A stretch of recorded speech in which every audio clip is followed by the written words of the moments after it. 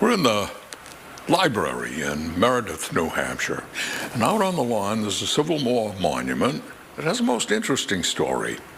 Monument's a gift to the town from a man who witnessed Lincoln's assassination. The gift is from Union Major Edwin E. Beede.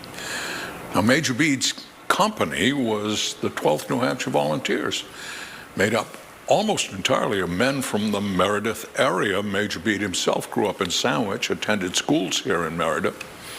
During the war, the Major was wounded at Chancellorsville. He was also wounded at Cold Harbor. In Chancellorsville, the 12th lost all of its senior officers, and during the battle, the then Lieutenant Beede found himself commander of the unit.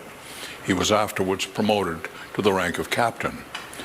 But perhaps the most notable thing about Major Beede was that he was at Ford's Theater the night President Abraham Lincoln was shot. He was seated that night behind the orchestra, gave him a direct view of the president. He went at once to the box to assist the doctor.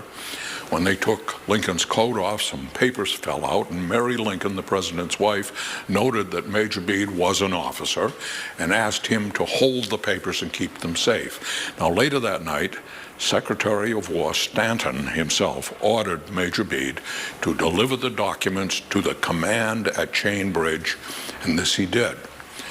But the documents were not recorded, and the next day Captain Beede was arrested by the War Department, charged with dereliction of duty. Spent 2 days in jail.